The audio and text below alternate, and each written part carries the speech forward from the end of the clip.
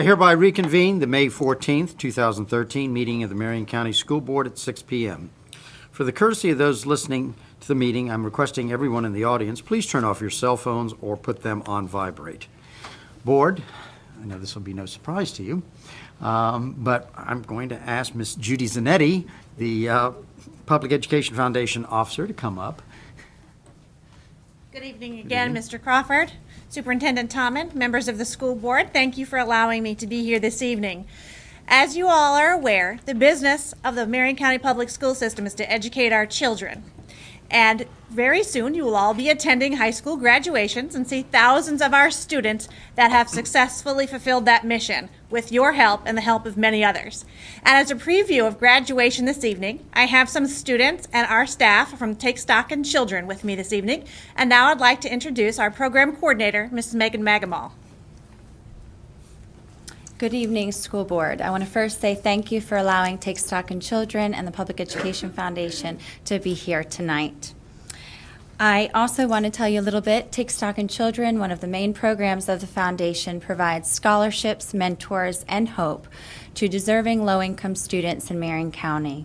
I'm very fortunate that I have 4 of our seniors who will be graduating shortly, representing the 124 students who are currently in Marion County's high schools through Take Stock.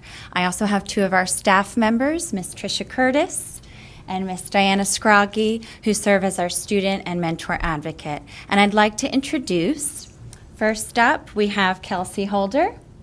Kelsey is currently attending MTI. She is through the Career Academy, the president right now.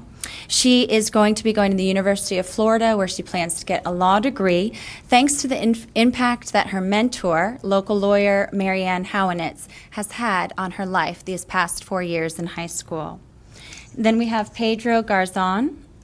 Pedro is here representing Take Stock through the IB program at Vanguard High School.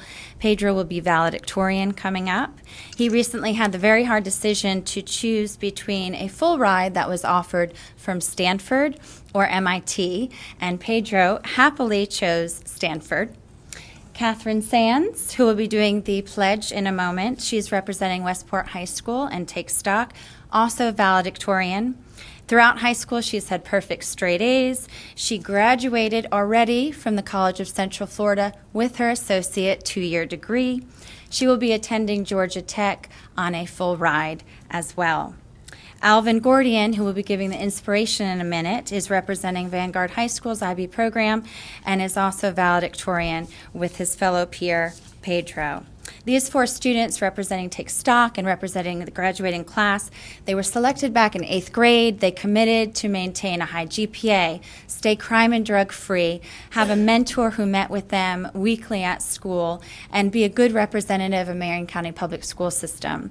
Now, on May 30th, we will have our official ceremony to congratulate them. I hope all of you school board members have received your invitations and can attend. That evening, we will officially award these students $230,000 in scholarship tuition money from the Public Education Foundation. At this time, I'd like to ask Catherine Sands to step forward for the allegiance. At this time, I would like to ask all of you to stand up as I lead you in the pledge. I pledge allegiance to the flag of the United States of America and to the republic for which it stands, one nation, under God, indivisible, with liberty and justice for all. Thank you.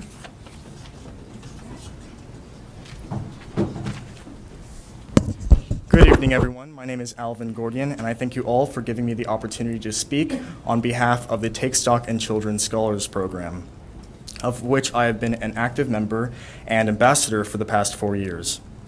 I was actually focus on something inspirational within my life, so I'd like to share a personal anecdote about believing in yourself. It sounds cliched, I know, but I never realized how important self-confidence and trust in one's own ability has been until quite recently. So a few months ago, my parents and I were discussing about applying to schools out of state, and to be honest, I didn't like the idea. I believed my parents were being too unrealistic and that applying to school out of state would be a waste of my time. I actually think I failed to realize just how impactful my past 13 years have been in Marion County Public Schools from kindergarten to senior year. After much convincing by my parents, I focused a little harder over my winter break and decided to finish those applications, then quickly tried to forget about them for a while. Fast forward to March 28th of this year, and I got the notifications from my colleges, and it indicated that I had been accepted to Brown University, Yale University, and Harvard University as well. And you can guess my parents surely had an "I told you so" moment. So for any aspiring student, all I can say is to trust yourself and your own abilities. You lose nothing at all by at least trying. So I've made my decision, and I will be attending Harvard University, where I will be studying history of science medicine and neurobiology for the next 4 years with a full ride. The truth is that none of this would have been possible without the support and opportunities presented in Marion County, such as programs like Take Stock in Children. Scholarship, mentors, and hope is Take Stock in Children's motto, and this is something that genuinely means a lot to me. Take Stock in Children is more than just a scholarship, but it's an opportunity for students to succeed in a great environment, no matter their race, ethnicity, religion, or financial situation. And it is for this reason that I am proud to call myself a Take Stock in Children scholar, and I'm proud that I can always call Marion County my home. Thank you for your time.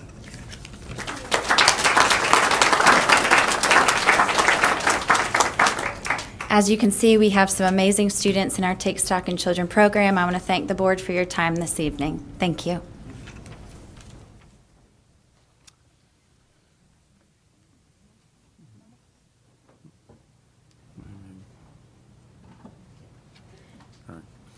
Mr. Superintendent.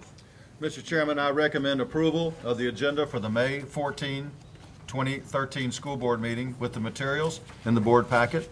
Those materials distributed to board members at the meeting, the audio recording and DVD included as part of the official record of the meeting. May I have a motion on the superintendent's recommendation? So moved. All right, moved by Mr. James, second by Ms. Boynton. All those in favor, please say aye. Aye. All opposed? The motion passes 5-0. May I have a motion to approve the... No. Nobody's voted. Nobody's voted.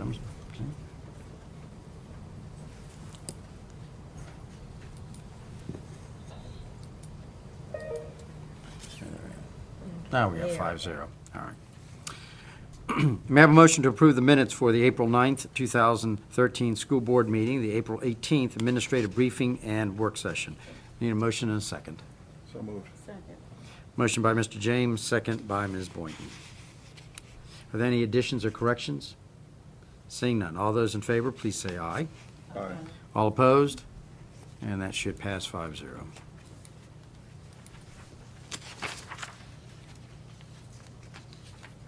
And it does. Board, I'd now like to bring up Ms. Susan McGuire. She's our community homeless liaison, and she's here to recognize some people. Good evening.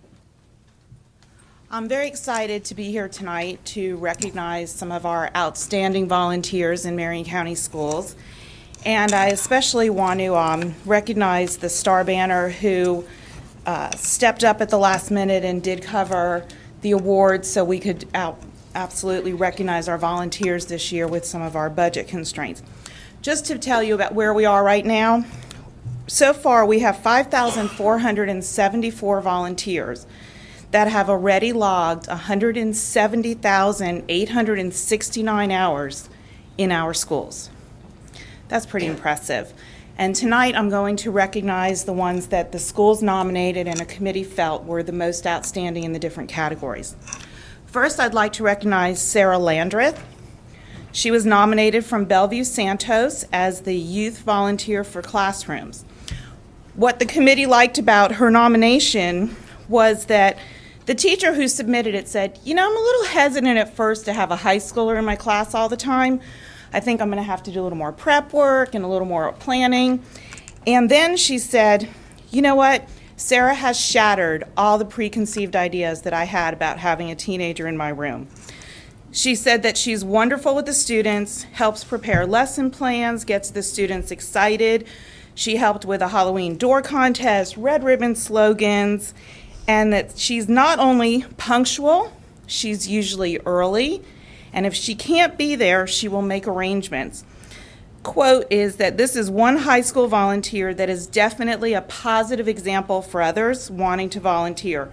She gives of her time to make a difference not only in the lives of our students, but also to the teachers who have a lot on their plates these days.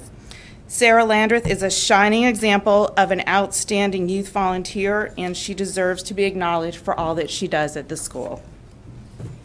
And I'd like to present Sarah with this and with a pin, and congratulations. Thank you so much. It's wonderful.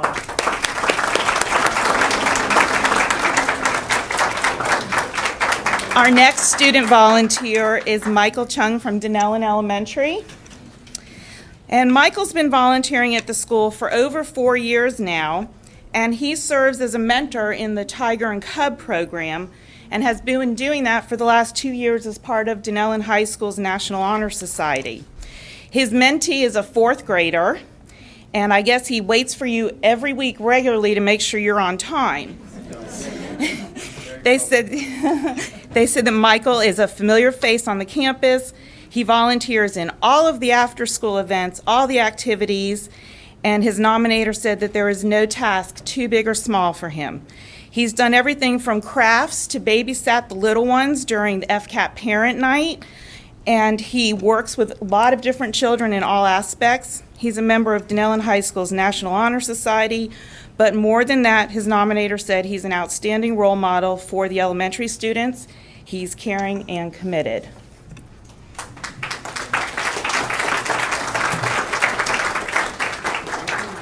Congratulations.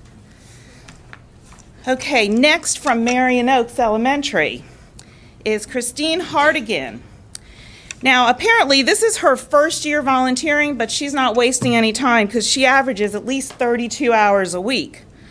In her nomination, it was noted that she is one of the most dedicated classroom volunteers, spending hundreds of hours this year in the school in a self-contained autism unit. She works with students with extreme behaviors. She's on campus every day from about 7:30 to 2:30. And the classroom is set up in a teach model, and she learned and trained on how to work with all the students in this classroom independently.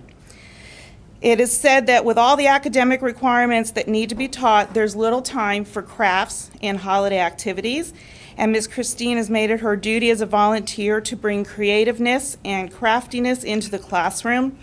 Every time there's a new unit of study, she uses her personal time to find crafts that parallel with the academic focus. Her nominator said, above all, she is worthy of her nomination because the students in this class have a difficult time building relationships and trusting new people, but they've developed very important relationships with her. She's given countless hours to the special needs children, and that cannot go unnoticed.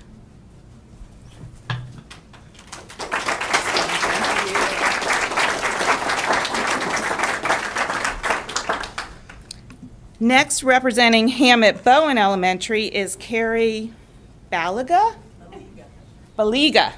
Okay. I knew I'd have to get at least one wrong.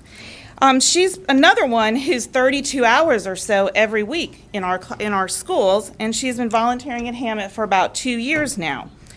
The first line of her nomination was, Carrie Baliga, what's not to love? So where do you go from there?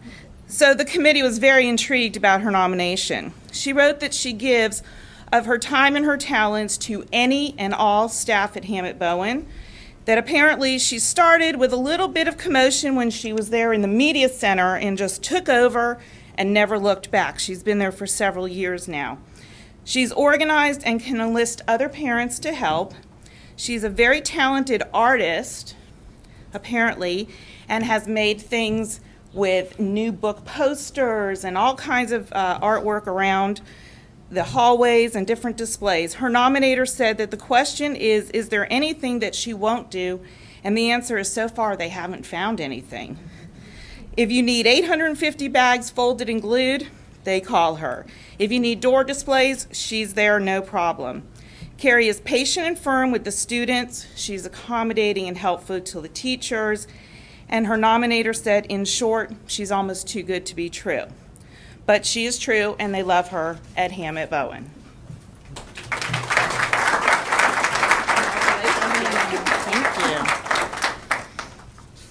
Okay. Now, this is a team here, and it's Ocala Springs Elementary being represented with Mary Morningstar Hill and Nicole Neal. So apparently this dynamic duo, as their nomination said, spends combined about 5 years, 8 to 12 hours a week, and that they've taken over part of the Panther Prowl events and the positive behavior support system.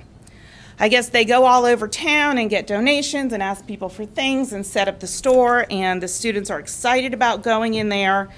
They organize all the supplies. They're always looking for more things, and their nominator stated that, needless to say, this duo is one of a kind and a huge asset to the students and to Ocala Springs.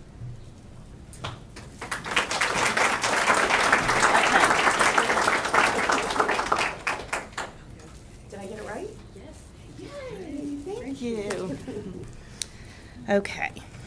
Next, our nominee is representing MTI, and it is Mr. Phil Moharic from MTI. This is his first year volunteering, but again, once he showed up at our schools, he's there pretty regularly every week. He's a Jersey transplant, and since I go there every year, I could say what exit to you, because I know which one I get off at. But he's spending all of his time now in Marion County. So he's a retired manufacturer, and he decided to start working with students who are interested in his field, so MTI was the perfect fit. He started in September and has so far already done over 250 hours this school year. Since the school has an academy, he stops by weekly to work with students on the projects. The students use a CNC machine to make parts. Don't know what that is. And apparently he helps them out with it, which is very good. He has a background in starting several businesses. He's talked to the students about the entire process, what it means to come up with a business plan, what it means to have teamwork. And his nominator said he's developed a relationship with these students that is priceless. It is wonderful to watch a gentleman of his generation work so well with our new generation of students. MTI is looking forward to this continued relationship with him. Very much. Our next is our senior volunteer from Denellen Elementary, and this is Linda Gosson. Linda has been a volunteer for about 4 years now, and she's there about 10 hours a week. Not only is she a dedicated classroom volunteer, but she helps coordinate the school's Food for Kids program and keeps it running, and she also works with that at Romeo. She picks up the bags, she gets them filled, she finds the volunteers, she delivers them back weekly. She helped the staff at Christmas identifying students and families who kind of fell through the cracks of different agencies. She helps with the pantry food, and her nominator stated that she is the backbone in and out of the classroom and a loving nurturer to my students, and she truly deserves to be recognized for all she does.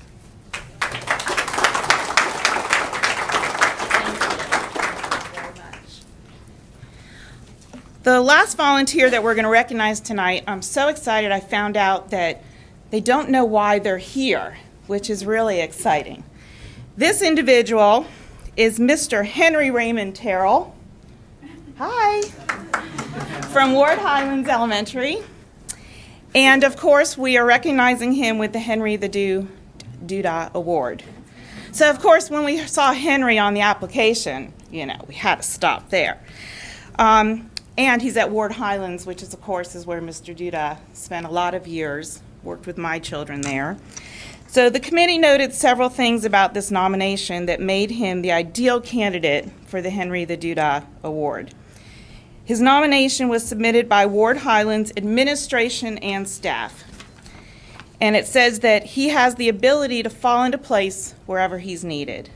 The school has a large student population, and his presence has been a great help in the front office, in the media center, in PE, in the music department, in the cafeteria, in the PTO, and SAC, right? Everything. Everything. See? Just the right person for this award. They said that he's always happy to be here early in the morning. He's happy to be there all day or however long it takes to get the job completed. Mr. Terrell has also been known on many occasions to be on call. He'll come in at the drop of a hat if he's needed.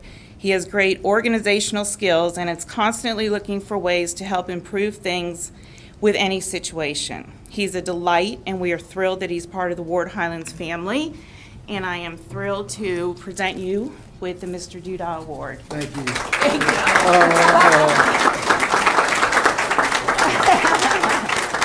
So, that is all of our. Y'all were really great.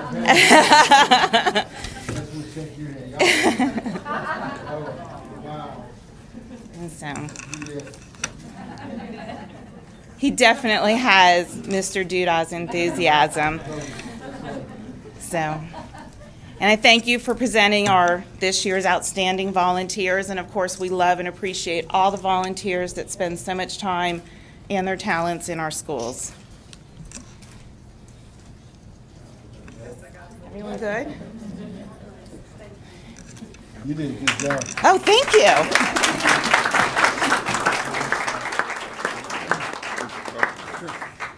Any questions or comments for me? Before y'all get away, all the volunteers, I just would like to say, without you all, we're nothing. You all make the difference in what we do, and y'all add the icing to the cake. So I just want you all to know that. And I would especially like to say to the students that we have out there, we still have room for teachers. So think in terms at some point of becoming a teacher. And see, you have to have a love to do what you all do. You have to have a love for kids and a love for the school that you work at. And I just want to thank you all again, because this is so important to us. And if any of you have an inclination of becoming a teacher, do it, because we would love to have you as part of this profession. Thank you.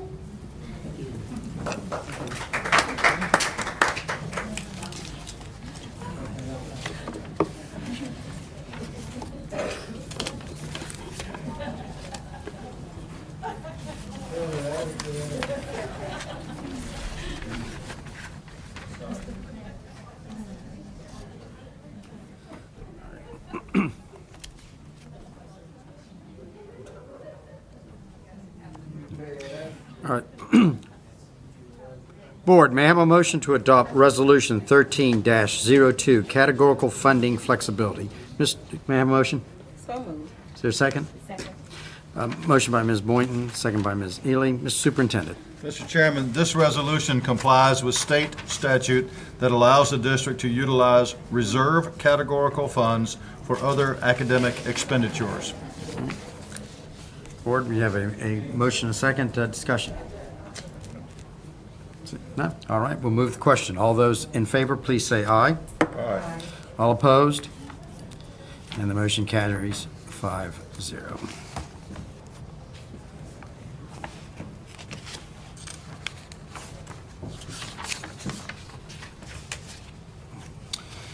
I have a motion to approve the consent agenda with the exception of item C30, which has been placed on the regular agenda for discussion. May I have a motion and a second, please? So moved. Second. All right. We'll go with Ms. Ely on the motion, second by Ms. Boynton. All those in favor, please say aye. Aye. All opposed? Motion passes 5-0.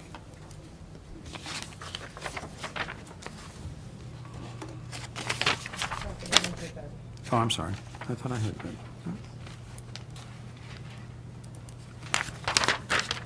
I brought it up, just didn't push the button. May I have a motion to approve the payment of $93,600 to Math Solutions for teacher development workshops? Need a motion and a second. So moved. Second. Okay, a motion by Ms. Boynton, second by Ms. Ely. Ms. Stacy, you withdrew this item. I sure did. I withdrew this item tonight because, and I may be the only one that doesn't support this, and that's fine, but I have researched Math Solutions over the last week. And we have some math instructors right here in this district that probably have more expertise than the team that teaches for that company. Why must we go all the way to California to get qualified math consultants? And what does that say to the taxpayers about the math teachers we employ here? The first thing I did on my research of Math Solutions was I surfed their website extensively, read everything, called them, talked to them, and decided to just click on just one trainer and just see what that brought up. The trainer's name that I clicked on was Mike Gould. I called the district where he had been a math curriculum coordinator, and it was a very tiny district with one high school and 6,000 students total. This was his background of his education before he worked for this company after he retired. They estimated he had probably worked there about 30 years. The girl I was talking to wasn't sure, but he did retire from the district, moved to Colorado where his grandchildren were. But she did share that after he retired, he became involved in some things. He won some titles and he won some plaques, and he was a very nice man. So that, I appreciated her sharing that with me. But since our district was willing to pay a small fortune in consulting fees for this gentleman or someone like him to come into our district to consult and share with us how we needed to run the show here, I decided I would speak with someone in that department of the evaluation department in Oregon at that school district, and they helped me migrate through the internet to get to the Oregon Department of Education where I could check the test scores where Mr. Gould had been. At the district where he had been. It was a very small district, and considering what we're paying for the consultants to come here, I definitely expected that I would find Einstein math levels of performance there, but I didn't.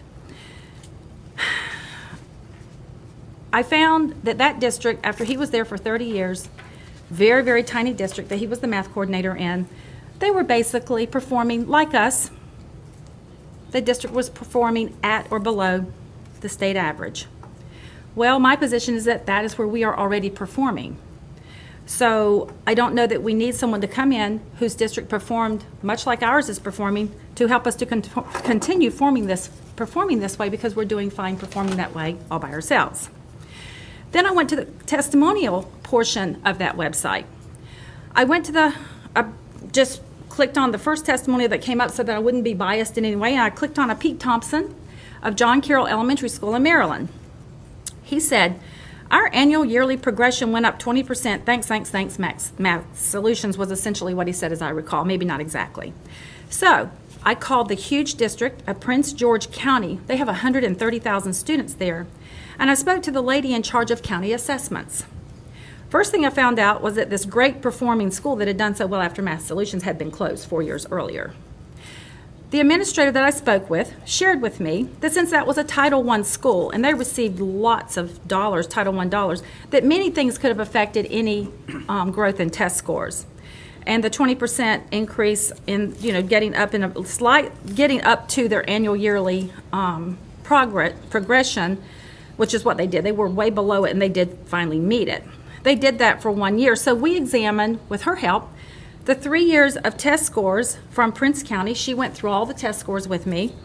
And the year before the school closed, they had an increase, but the year it closed, they decreased again. But of course, the Math Solutions website doesn't talk about that. Now that gentleman is actually working for that big charter school, Imagine Charters. That's the largest charter school company. He's now working for them. I then spoke to the secretary at Math Solutions and told her, I just more or less pretended I was calling from a district and we were kind of short on money. And I said, how would you help us with our math staff development? She said, we have two ways of doing it. You can either go to an area where we're training, or we can bring people to your district. And I said, well, I'm in Florida. What do you have going on in Florida? She said, well, in June, we're training in Orlando, and it's $675 a person to go there. So she said, but if you send 10 people, you get a $50 discount per person. And so that's basically right around the same time that we're going to be bringing them here to work with us. After doing the math, if we sent 5 people there, we happen to have people in our district. We have someone named Peggy Brookins, who's an absolute excellent math teacher. I honestly did not find anyone in the Math Solutions people that I looked at that basically had the qualifications and expertise that our own Peggy Brookins has over at our EMET school. She actually is a consultant. She consults outside the district. And, my thoughts were possibly we could consider sending her and maybe 5 math teachers to Orlando. We'd probably do it for about 1/4 the cost and have them come back, and we would have our own math consultants for our district, and they could work with us. You know, and I'm sure that people will tell me, well, this money's to be spent for staff development, et cetera, which I understand. But if we could save 60 or 70,000 of the 96,000 doing this a little bit different and using employees within our own district, because I just refuse to believe that the people in California are smarter than the people here. It upsets me when we have employees that come to us that are making $15,000 a year, like our support personnel did when they came to us a week ago, sharing that they just wanted $54,000 to, that was one of their requests, to spread their money a little bit farther, because $15,000 a year is such a small amount of money, but that would bankrupt the district if we paid that $54,000, but yet we're willing to spend an extra possibly $60,000 or $70,000 over what we have to spend to get consultants to come in and speak with us about Common Core. In fact, Mrs. Brookins actually does do some Common Core consulting nationwide. She actually goes to California. She probably passes the people headed to California when they're coming here back and forth. But I would like to keep the money at home if all possible and train our people in our own district to be our own consulting people. On top of all of this, some of the Common Core stuff is kind of slowing down right now. The Common Core data mining legislation that I spoke to everyone about at the board meeting, maybe the last board meeting, the Code of Student Conduct board meeting, where I shared the concerns about the data mining for teachers and also parents and students. I didn't stop here sharing that. It was shared in Tallahassee with our state representatives and our senators. They had already unanimously passed legislation to support this data mining because they hadn't even read it. In the 20 years that I have been involved in politics, never have I seen a bill that had passed unanimously through the House and Senate suddenly die. It was allowed to die because there was so much concern about the data mining that I had spoke to y'all about. They received, I think, 3,000 phone calls in a very short amount of time over through the state of Florida about that very topic. We have in Indiana, they have put Common Core on hold right now. It is on pause. We have 8 congressmen in Washington that are putting a bill together to cut Common Core funding. So I understand we have to stay on task, that we have to do what we need to do to get prepared for what we believe is coming with Common Core. I'm just not sure we need to spend $100,000 doing it right now when I hear we're having more shortfalls than we really thought we would have. And especially when I found our own Peggy Brookins is just as qualified as anyone that I found on that website, you know, to teach this topic. So anyway, I just got to run this business like I would my own. I just don't have experience at wasting money. And if we can send 5 great math teachers down to Orlando to be trained for 1/4 the cost that we're going to spend bringing them in here, I don't know. I just think it's something we can consider, but I know it's around the corner. It's in June, and I know we're going to have to rush to hurry and spend this $100,000, and I know it has to be spent for staff development, but that's my concerns about it. If we could do it for less, I wish we had talked about this earlier. And that's my position, so I will not vote to support this. Thank you. Mr. Superintendent? I'm not sure how you'd like me to respond. I certainly can respond. I'll ask Mrs. Brewer to make her way up here, our Executive Director from K-12 Academic Services. This is a staff development and professional development program that we have used for some time now. These are considered experts in their field. We're very comfortable with them. They train a number of our teachers. We have a specific calendar that you can address throughout the summer, that our entire summer staff development program. This is but one part of that. We're very supportive of that. We're using Title II dollars to pay for this. It's not local dollars that are paying for this. And we think it's a very good expense and a good management of our funds. Ms. Brewer could help me out there maybe. Can you tell me how much you paid this company already? That was a question I asked you today. Yes, ma'am. We started a relationship with Mass Solutions and actually had them come in to in-service elementary teachers in 2009-10. To date, we've spent about $77,000 with them through the course from 2009 up until the 12-13 school year. So that isn't inclusive of the current proposal on the table. Okay. The focus in the past has been elementary specifically, and really supporting our teachers in helping students put their minds around the concepts that are associated with math instruction in the classroom. What we know is we do a very good job of that spiraled curriculum, which is what the math curriculum has been based on for many, many years. And the students get that very wide breadth of math curriculum, but we spiral it around every year. So what this company does is they really help us to reach students at a much deeper level of understanding of the math concepts, helping our teachers do math talks, helping especially our K2 and 3-5 teachers understand how to use manipulatives. Some of our teachers, the responses that we've gotten from some of our teachers who have attended this training, these are quotes from the 321 forms. Most beneficial training I've attended in a very long time. This training should be given to every teacher of mathematics at the beginning of the school year. Hands down, this was by far my favorite course that I've ever taken through staff development. Best training I've been to this year, so inspiring. They specifically speak to two of the presenters that they had during that time. These are the two that we've actually requested and have contracted with. Which that ones are they? Olga Torres is one, the other I don't have the name, but it's not the man that you Okay. did research on. Okay. Olga Torres' name is repeated throughout the comments that are specifically listed here. Okay. So it was very well received for our teachers. Like Mr. Tommen said, we have a very exhaustive professional development training plan. I presented to the board on what we're doing to help us prepare for the Common Core. If you've come down, and we would love for you to come down and see the mapping that we have taking place at this time. That is tapping the very small resources that we have allocated in K-12 academic services. So we are, again, like I've said before to the board, we are in unprecedented territory as far as curriculum and professional development go, because the state is pushing so hard for us to move towards a more rigorous standard. So that being said, all of our curriculum folks and staff development folks are working on helping to create brand new curriculum maps that will be implemented this next school year. So we have those offered K-12 in ELA and mathematics. So our teachers and our professional developers in-house are very busy trying to pull together the curriculum mapping pieces and training associated with those, because those are built on learning-focused training, the training that's associated with those. So when teachers walk in the door in August, they are well prepared to implement a very solid curriculum schema.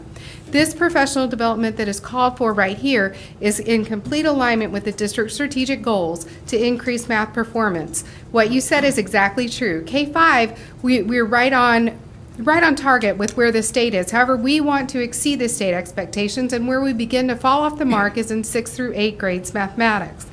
What that means is our students are progressing up to middle school with a deep enough conceptual framework of mathematical concepts to achieve and master the curriculum that they are exposed to But a lot of this in I grades saw 6 through 8. was not middle school. It was like first and second. It was really Our relationship in the past with Math Solutions, the focus has been 3-5. We are now expanding that focus to be K2, 6-8. So you see again that K-12 seamless alignment. What we're trying to do is make sure that our students receive very common and very similar aligned, bridged techniques and great quality education that progresses through. I really don't have a problem with any of that. I just don't know that we need to have 30 people trained when we could have 10 people trained and they could help train everybody else. But you know, actually, it's 12 workshops, 30 teachers per workshop.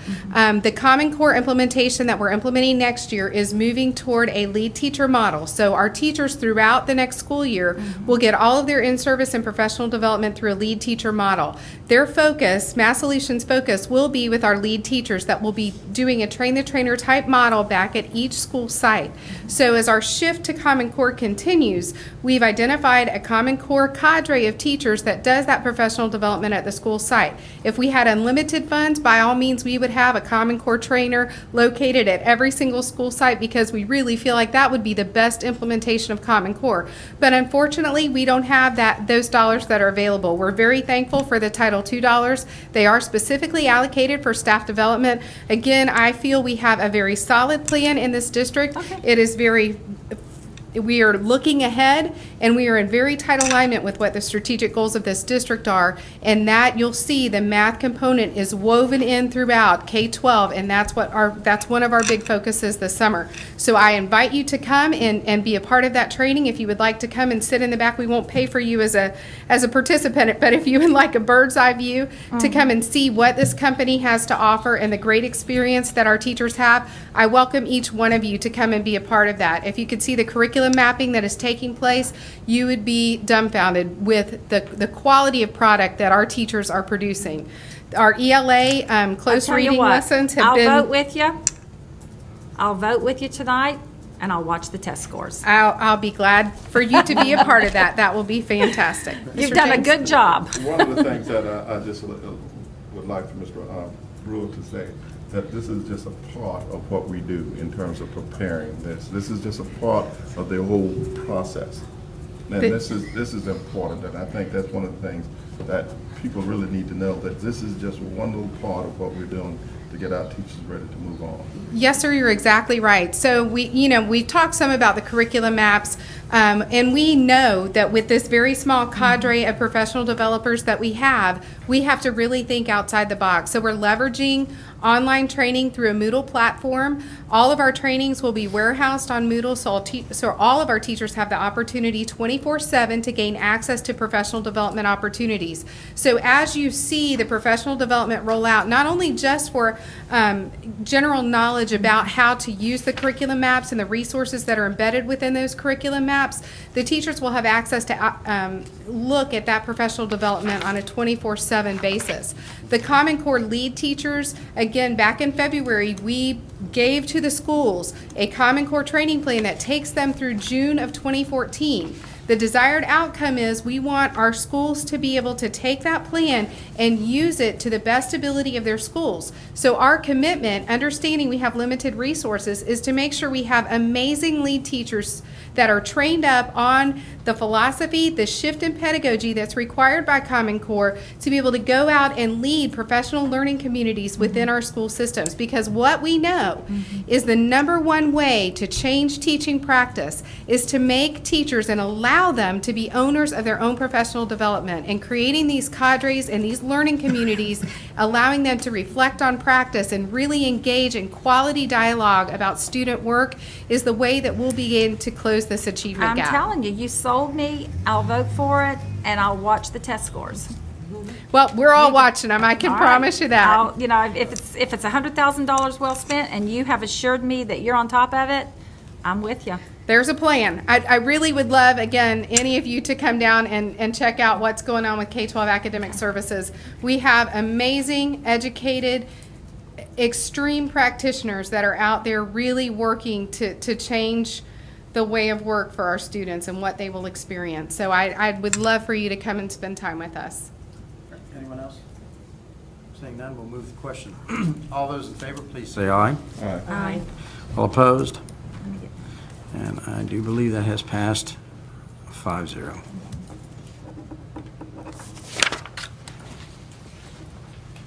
Yes. Board, may I have a motion to approve the following donations? $1,000 to Forest High School from Stanley and Martha Hansen, $1,000 to Forest High School from Sweet Leaf Tobacco Shop, LLC, $1,000 to Forest High School from Faith Fasarazi, thank you.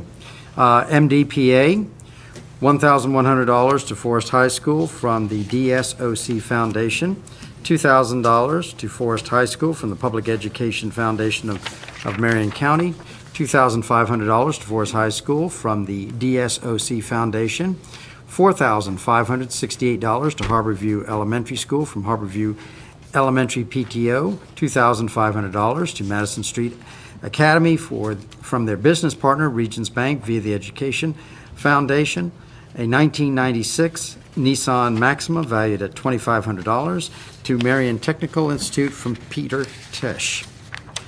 $1,000 to Vanguard High School from Walmart, $2,000 to Westport High School from the Monroe Regional Health System, Inc.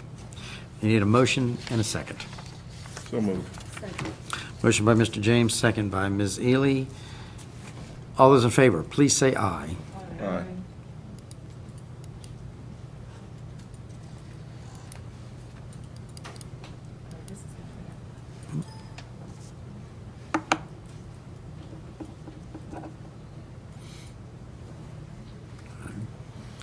It has passed 5-0.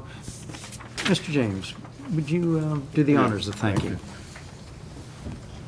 You know, on behalf of the school board, I'd just like to thank all the people that contribute to the Marion County school system, and especially these donors that stepped up and put money into the kitty of our schools. As you can see, this is a night that we really relish the people that have volunteered at our schools and the donors that have presented such an outstanding amount of money. But we also want to recognize those people that presented us with their time tonight. And it's always a pleasure for us to accept the gratitude of the people that are really working with us in the school system. Thank you, Mr. Crawford. Thank you, sir.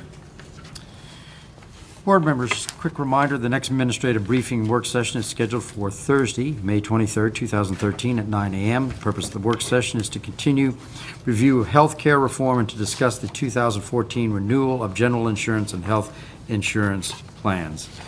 And now we're at the point of committee reports and board concerns. We'll start with Ms. Stacy. Okay, I'm going to start with me tonight. Well, I'm back with my textbooks. Got our world history book, and I want to pass something out to the board members, and we're missing a page. Mr. Fisham, we've got one page in the middle that we can get to everybody. I think we are anyway, but if everybody would take one of these and pass it down. There's two. Oh, look, you're right. I didn't go back. I'm blonde from the roots, sorry. You're saving paper. Good boy. Okay, what this is all about is it was brought to my attention that I have just a network of people that stay in touch with me. And I received some information from Eagle Forum that our history book, and I have shared with the, first of all, let me first say, I don't blame our district at all. We're using textbooks that were approved by the state of Florida. Everybody in our district's doing the right thing. It's the state level that's a problem. The good news is Palm Beach County does their book review in June along with the State Department of Education. So therefore, they kind of are reviewing textbooks along with the state, or even earlier than June, I guess. We don't even go into that topic until around October with adopting textbooks, from what I understand from Peggy. And so therefore, she just takes the list that's been approved, which is understandable, and she and our textbook committee chooses from what's been approved. Palm Beach County gets it beforehand. Well, in the process of them going through this book that was printed by Pearson Company, one of their companies, in Palm Beach County, they had a group of private citizens who got involved in the textbook evaluation process, and they studied the part where it was talking about, well, they were interested, it was from what I understand, I believe it was a Jewish organization, so they were quite concerned about what was showing up regarding the history and the world history in the Middle East. That was their topic that they were concerned about.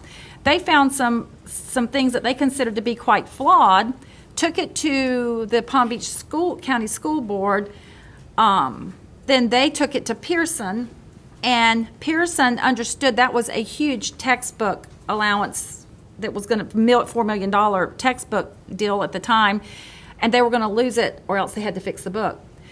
Well, they went in and they revised the textbook, and it's got two pages and a little piece of another page of things. It's not a lot of stuff, but the stuff that was in it, for example, on the first item, it talks the things it was talking about where they were talking about.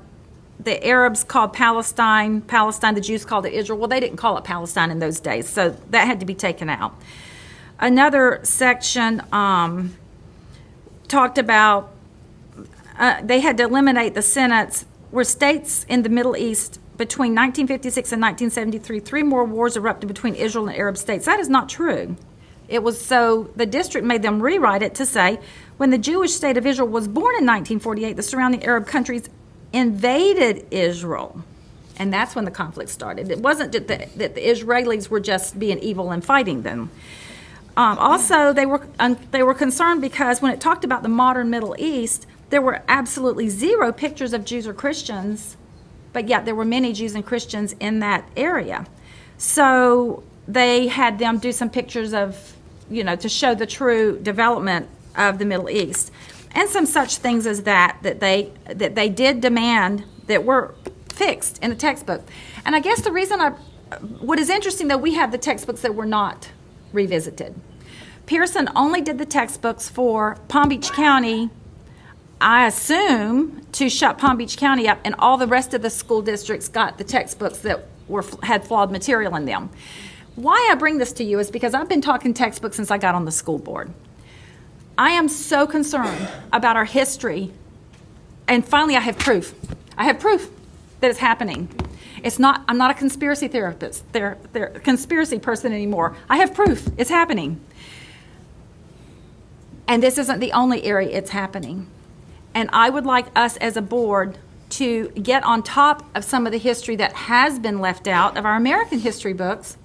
Many, many heroes that have been left out, and things have just been changed around over the last 50 years to where our textbooks, our history books just are not true what our students are reading.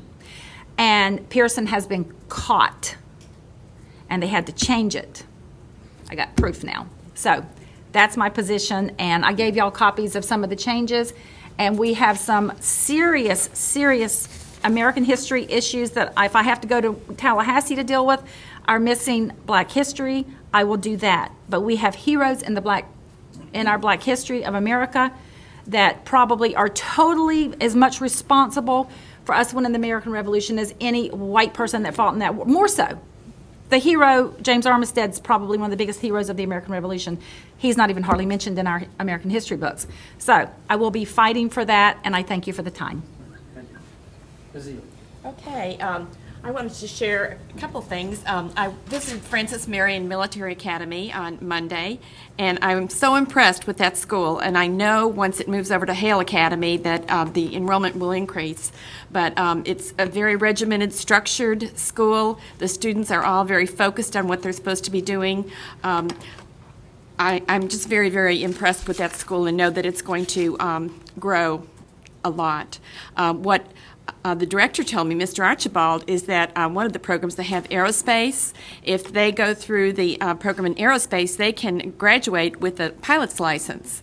And from 12th grade, I thought that was pretty important. But they have exceptional programs in athletics, mathematics, and science.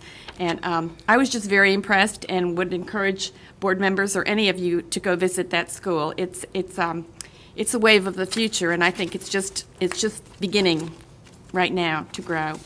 The other event I wanted to tell you about was Marion County Student Media Festival. I was asked to present, very honored to present last Friday night at Westport High, and there were children from kindergarten through 12th grade presenting, getting awards. They all had media productions that they had put together. I just couldn't believe kindergarten and first grade had those productions, but we just got to see a smidgen of it because there were so many students to recognize.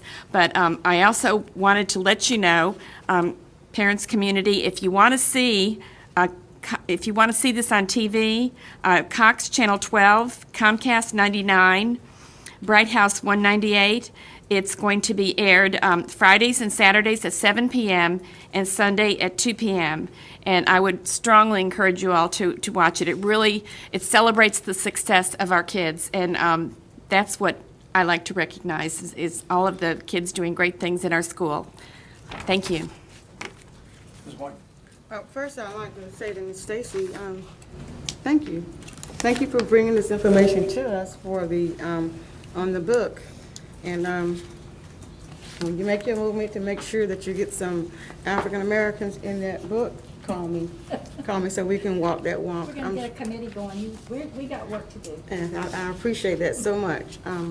I also I received an email today from Mr. Christensen, and it was talking about, we had 3 local high schools to make the national best high school list.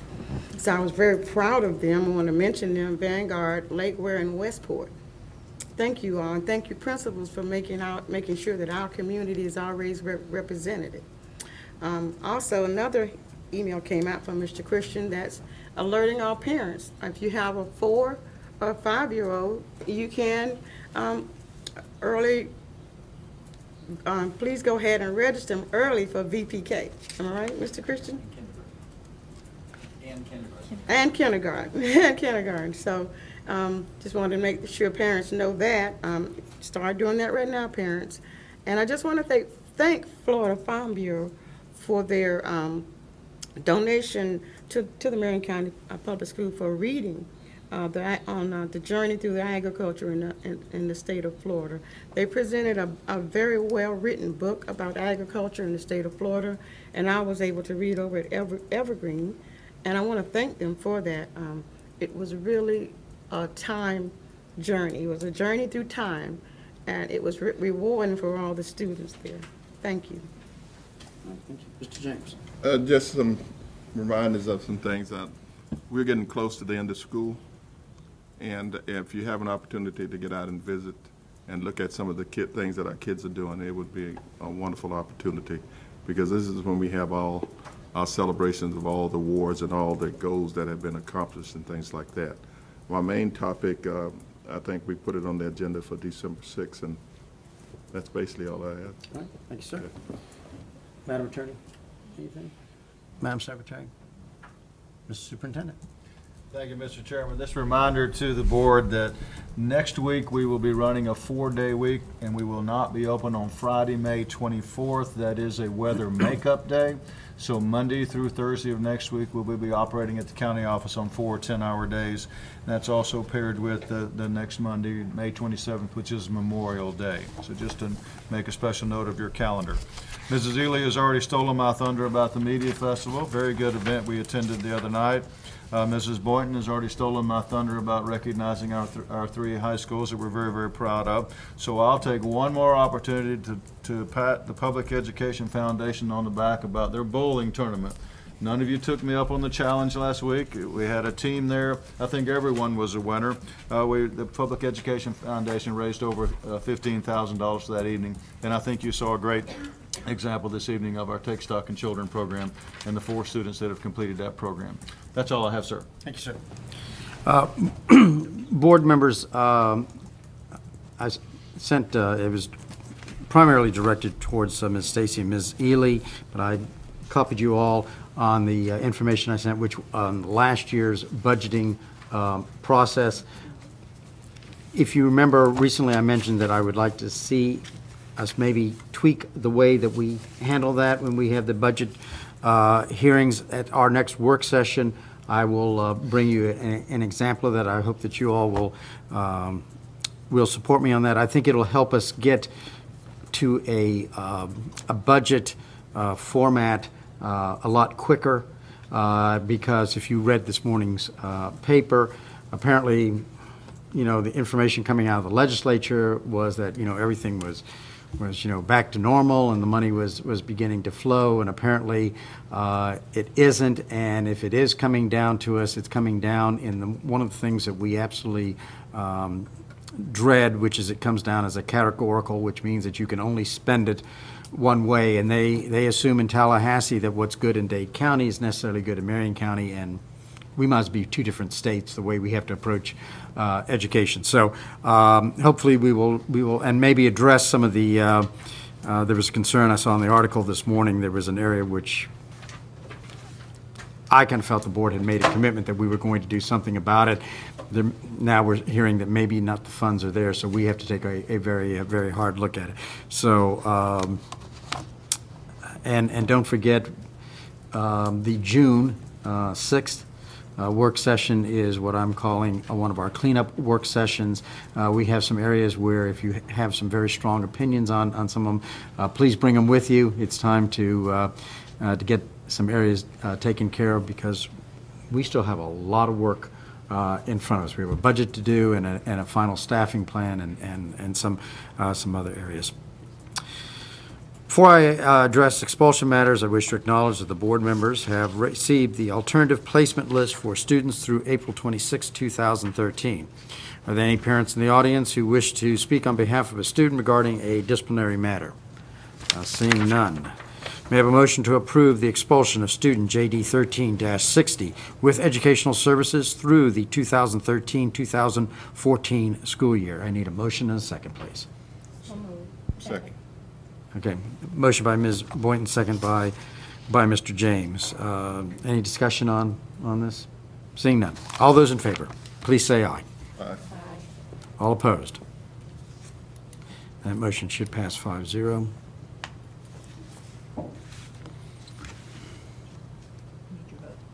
Oh, I thought I had, okay. Just didn't hit the button.